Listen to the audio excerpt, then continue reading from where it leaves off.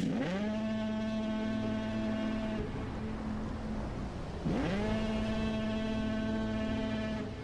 foreboding drone of the foghorn.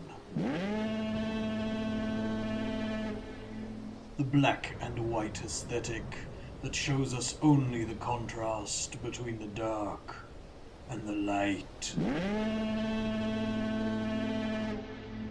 The vivid hallucinations pulling us towards some forbidden knowledge that can only be achieved by reaching the ecstatic summit of the light before it sends us spiraling downwards and downwards again into the ever-encroaching, inescapable darkness of total insanity.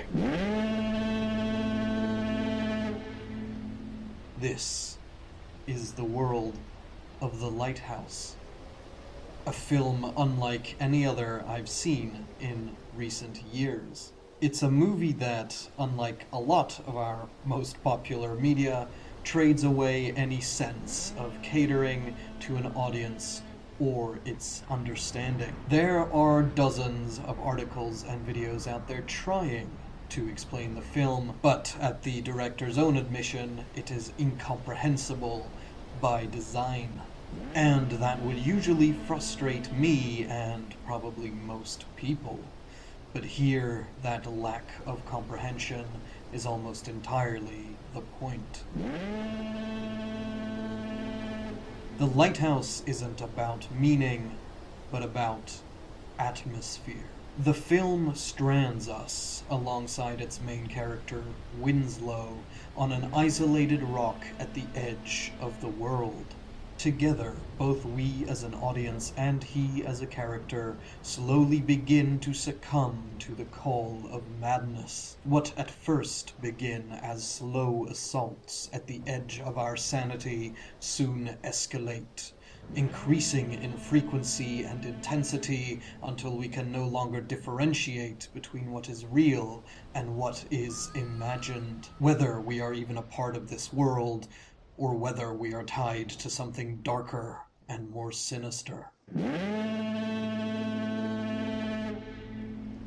When Winslow first gets to the island, he is almost as fresh as we are. He's the new second to Tom, who is a seasoned veteran of this lighthouse. And as the movie gets rolling, things start off more harrowing than they do maddening. The film illustrates the grueling monotony of Winslow's work, emptying literal shit out of a cistern, shoveling coal in a steam room, and having to clean the house day after day.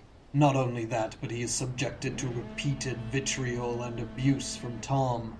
He's scolded for not drinking, harassed into redoing jobs that he's already done, and then casually dropped down from a pulley system while he's painting the outside of the lighthouse. The only inkling we have that things are starting to spiral downwards is the mystery of Tom's former second. He became obsessed with curses and mermaids. Upon finding his old mermaid figurine, Winslow starts having strange dreams at night that call back to his own past, while a demented seagull harasses him by day. While he can't sleep, he goes out for a smoke and witnesses some strange behavior from Tom. The old man seems to revere the lamp at the top of the lighthouse with an almost religious fervor, and that fervor turns into something a bit more, well, guess what that goop is. After 2 weeks of grueling labor, verbal and physical abuse, and the very creepy shenanigans on the island, Winslow breaks and brutally kills the seagull. And as all sailors know, 'tis bad luck to kill a seabird. The wind shifts, and Tom tells us this means a storm is about to roll in. This is where the slow crawl towards madness begins to accelerate and accelerate. Like a snowball that's rolled halfway down the mountain, nothing can stop its descent now. It's supposed to be their last night at the Lighthouse, so Winslow finally cracks and starts drinking while the storm starts to rage outside.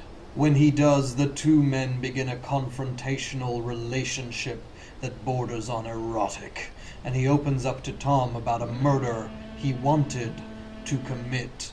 He wanted to kill his boss at the lumberyard. He says he never did it, but that he would have if not for his boss dying in an accident. He also admits that his real name is also Tom. But the truth is, it doesn't matter if Tom the Younger is being honest. Whether or not he actually killed his former boss, he wanted to, and he was about to, when the supposed lumber mill accident happened. That intent and the guilt from having it are the spark that light his path into madness. The alcohol he begins to consume then exacerbates this. The moment he starts drinking with Tom, the atmosphere goes from one of oppression to one of total discombobulation. The next morning, due to the storm, the relief boat doesn't come. They're stranded on the island for God knows how long, and things really start to take a turn. Tom the Elder and Tom the Younger alternate between hating each other and bonding over drink and their shared predicament. Their relationship fluctuates from hateful to lustful to quarreling like old lovers. You don't like me cooking? Oh, don't be such an old bitch! You're drunk. You don't know what you're talking. How can I possibly like the horse shit you fix us for supper? All the while, the sound of the storm is always raging, and the sound of the foghorn is always blaring. Tom the Younger's visions begin to get more disturbing, more erotic, and more vivid. They're not just dreams anymore. He sees them in the day, and he sees them when he sneaks up on the Elder in the lighthouse.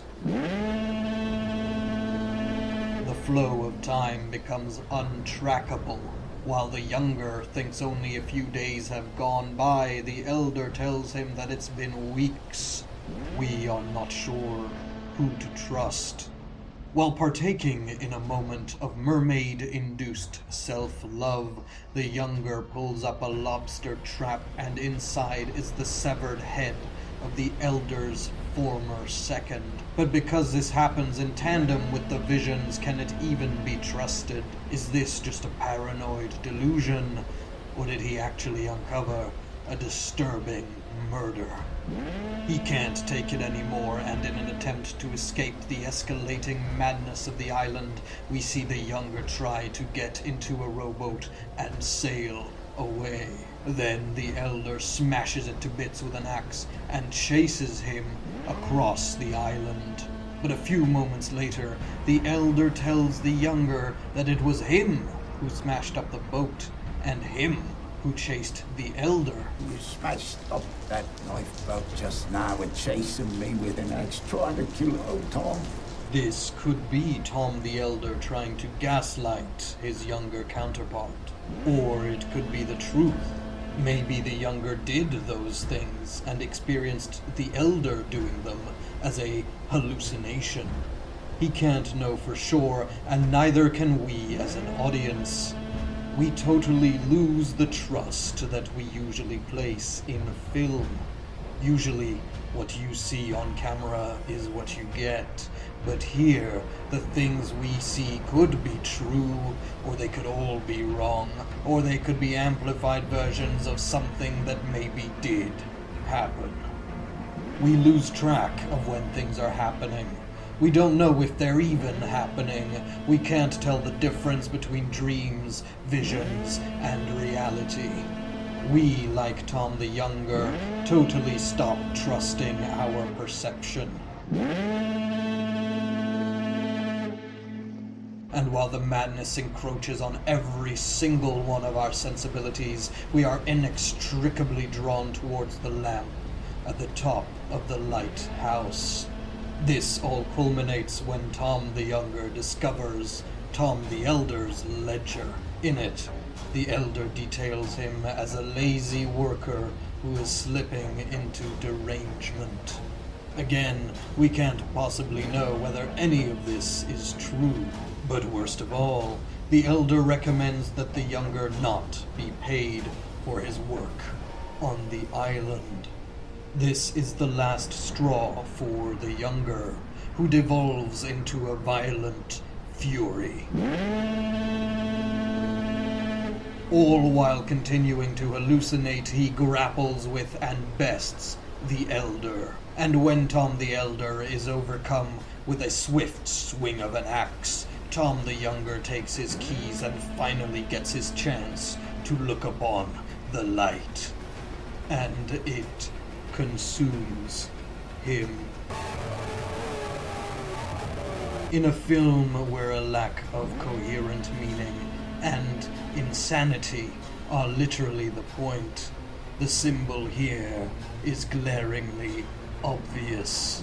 The light represents cosmic, unknowable, beautiful, and terrible power.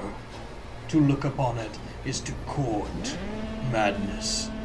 And just as the Younger ascended to gaze upon it, he descends after doing so.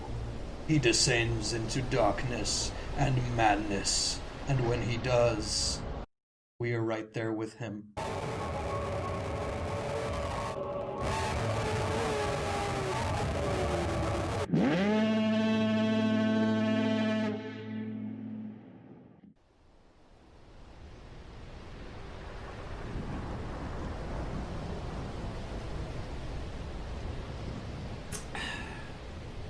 How long do you think you've been watching this video? 5 minutes? 2 hours? What was it even about? Help me to recollect. Who are you, even, again? I'm probably just a figment of your imagination. This video is probably a figment of your imagination, too. You're probably endlessly scrolling through the old archive of Nerd Writer 1 video essays. Like a homebound maniac talking to yourself. Forever stuck on this hell's site we call